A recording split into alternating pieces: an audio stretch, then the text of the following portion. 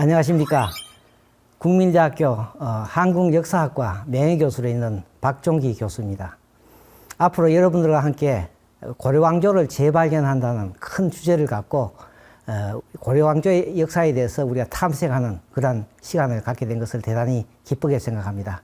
사실은 저는 이 고려왕조의 역사를 더 공부하자, 더 읽자 이런 것보다는 기본적으로 우리가 역사를 어떻게 봐야 될 것인가 하는 문제가 더 중요하다고 생각합니다. 현재의 우리의 삶, 그리고 또 앞으로 우리가 어떻게 살아갈 것인가 하는 미래와 관련 없는 역사는 기억 속에 쉽게 사라져 버립니다. 쉽게 얘기하면 우리가 중고등학교 때 국사교과서를 배웁니다.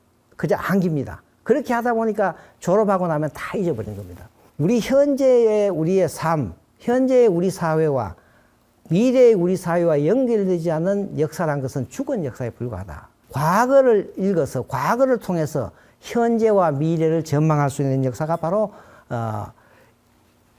살아있는 역사다. 그렇게 해야만이 비로소 대중의 관심을 받는다. 이렇게 생각합니다. 역사 연구의 중요한 것은 그 본령의 어떤 역사 연구에 깊이 있지만 이 역사 연구를 통해 갖고 이것을 우리가 대중과 서로 호흡하면서 역사를 대중화한다는 것이 제 역사 연구의 중요한 목표 중에 하나입니다.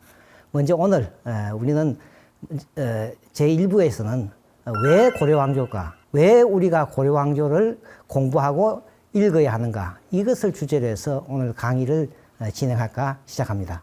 대체로 고려왕조는 조선왕조나 신라사 고구려 왕조에 비해서 대단히 가깝다는 느낌을 우리가 갖지는 못하고 있습니다. 그런 의미에서 저는 우리 고려사 연구자들은 이 고려 왕조 역사야말로 그야말로 외면받는 역사다. 베일 속에 갇힌 왕조다.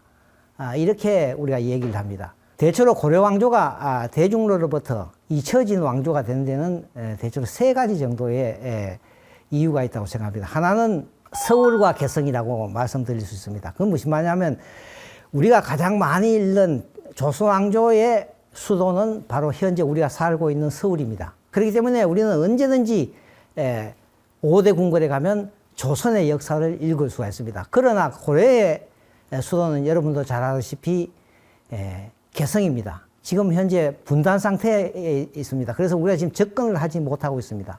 그렇기 때문에 상대적으로 고려 왕조 역사는 대중들에게 관심을 받지 못하는 중요한 원인의 하나라고 생각합니다. 다음 둘째는 저는 조선왕조 실록과 고려사라는 역사책을 갖고 대비를 하겠습니다. 여러분도 알다시피 이 조선왕조 실록은 27명의 조선왕의 역사를 담은 방대한 책이죠.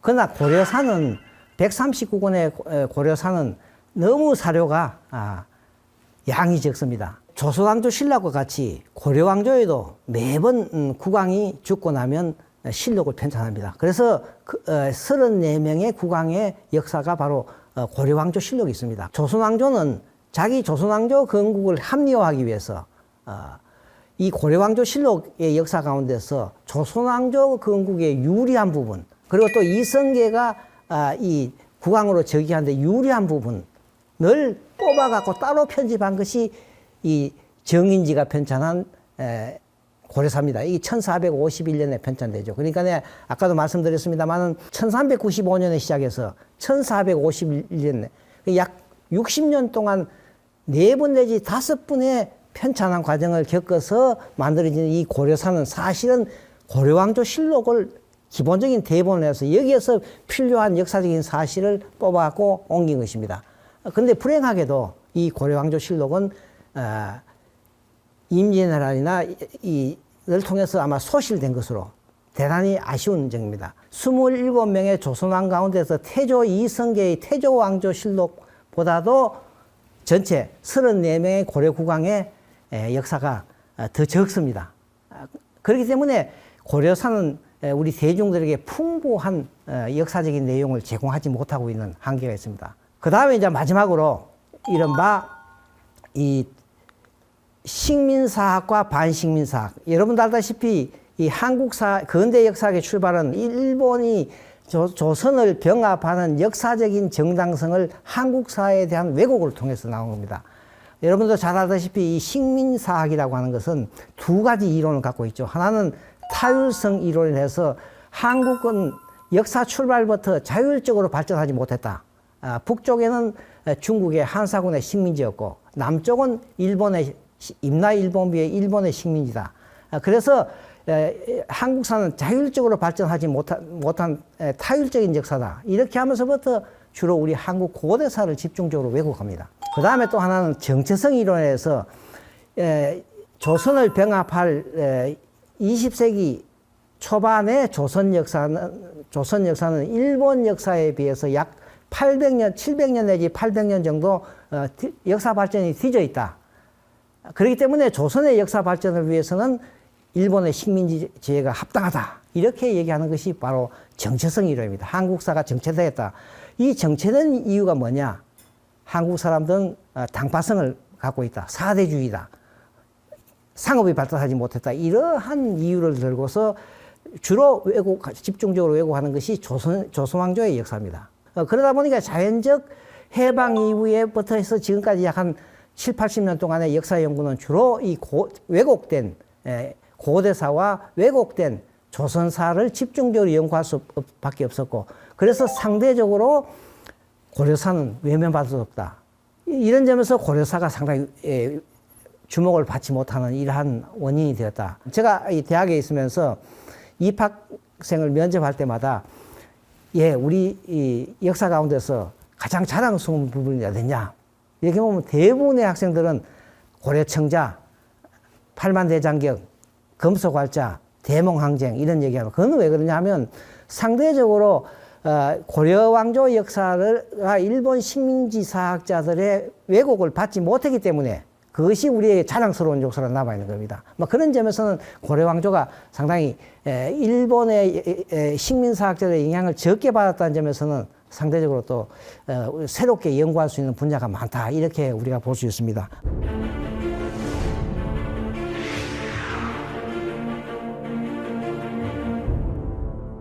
고려왕조가 갖고 있는 역사 경험이라고 하는 것, 이것이야말로 오늘날 우리 사회를 비춰보는데 대단히 중요한 하나의 교과서이다. 그럼 고려왕조의 역사 경험이라는 것을 우리가 어떻게 표현할 것인가? 그동안에 우리 선배학자들이나 우리 동료학자들 해방 이후에 고려왕조라고 하는 것은 귀족사회다. 귀족이 지배한 사회다. 틀린 말은 아닙니다. 귀족사회라는 것은 고려를 이끌어 갔던 정치 지배자들의 속성을 귀족적이라고 얘기하는 데는 대단히 맞는 얘기입니다만, 500년간 지속되던 고려왕조라는 전체 역사를 얘기하는 데는 이 지배층의 성격을 갖고, 귀족적인 성격을 갖고 고려왕조를 규정할 수는 저는 없다고 생각합니다. 바로 고려가 다원사회의 역사적인 경험을 갖고 있다는 이러한 점을 저는 강조하고자 하는 겁니다. 지식, 정보, IT, 그리고 지금 AI 같은 새로운 역사 발전과 함께 산업혁명을 뛰어넘는 세계사의 거대한 전환기가 바로 이 21세기입니다. 이제 이 21세기는 어떤 종래와 같은 어떤 폐쇄된 이념, 폐쇄된 세계관을 갖고 서로 대립하고 갈등하는 그런 단계를 넘어서 이제는 세계가 하나의 지구촌으로서 다양한 인종과 국가, 그리고 종교와 문화, 그리고 사상이 공존하는 새로운 통합이라는 화두가 대단히 중요한 21세기의 시대적인 과제라고 생각합니다. 오늘날 모든 학문에서 이 다원주의라는 것을 다 추구하고 있습니다. 정치, 문화, 인류학, 교육에서 바로 고려왕조는 특이하게도 다른 왕조에서 볼 수 없는 다원주의에 입각한 소위 다원사회라고 하는 역사적인 관점을 갖고 있습니다. 조선시대는 성리학이라는 이론적인 가치에서 움직이는 사회다. 그러면 고려왕조는 다양한 원리, 다양한 가치관에서 움직이는 사회다. 그런 점에서 저는 이 다원사회를 공자의 논어에서 얘기하면 화의부동이다. 다른 사람과 좋은 관계를, 화합하는 관계를 가지되, 그러나 나의 어떤 독자성을 잃지 않는, 남과 부하내동하지 않는 화의부동의 사회, 이런 사회를 우리는 다원사회라고 얘기할 수 있습니다. 이러한 다원주의에 입각한 이 다원사회의 역사 경험은 오늘날 21세기 대한민국을 반추하는 데 대단히 중요한 역사 교과서가 될 수 있다는 것을 저는 말씀을 드린 겁니다. 쉽게 얘기하면 이 다원사회라는 것은 다양한 어떤 개체가 서로 유기적으로 어울려서 어떤 사회의 통합력을 발휘하는 사회를 얘기합니다. 저는 학생들에게 얘기합니다. 이 손가락을 보라. 이 5개의 손가락은 어느 것이 하나 중요한 것이 아니다. 다 자기의 엄지, 검지, 중지, 약지, 소지는 다 자기의 역할을 갖고 있다. 각각의 역할을 움직일 때 비로소 손이 될 수 있다. 바로 이 다원사회라는 것은 여러 가지 다양한 가치가 서로 어울려서 하나의 통합력을 발휘하는 사회, 이런 것이 바로 다원사회다.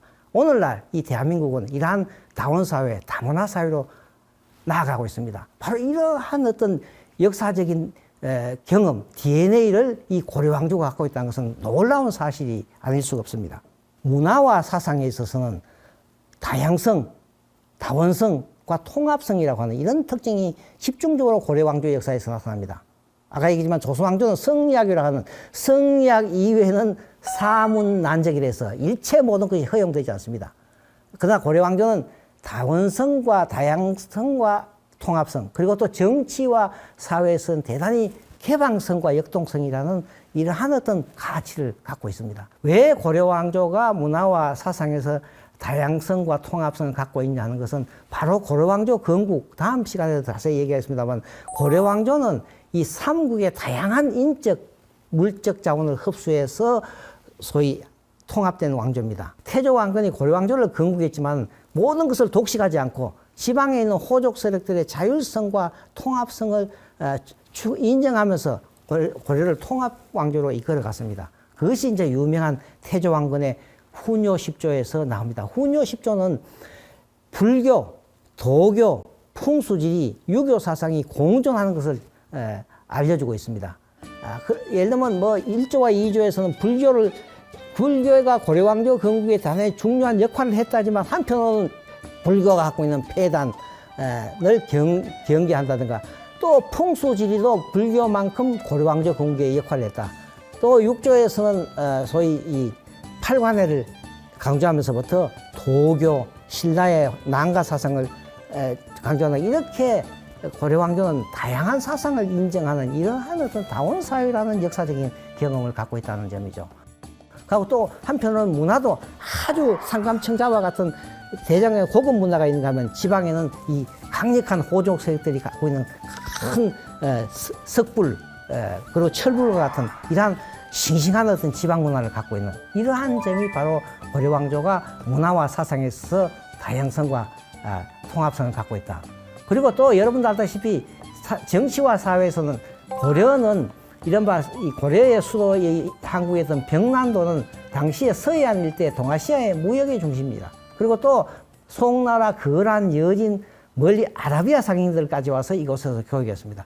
이 한반도가 세계에 오늘날 코리아로 알려진 것은 바로 고려왕조가 처음으로 서방 세계에 알려지면서부터 이 고려의 이름이 코리아가 거기서 나온 겁니다. 우리 역사에서, 한반도 역사에서 가장 대외 개방적인 정책을 편 왕조는 바로 이 고려왕조라는 점에서 우리가 고려왕조를 새롭게 평가해야 될 의미가 있습니다. 또 이 고려왕조가 갖고 있는 어떤 정치와 사회에서의 역동성이라는 문제를 저는 설명을 드리면, 고려왕조 사회는 가장 이제 하층민들이 활발하게 정치적으로 진출이 가능했다.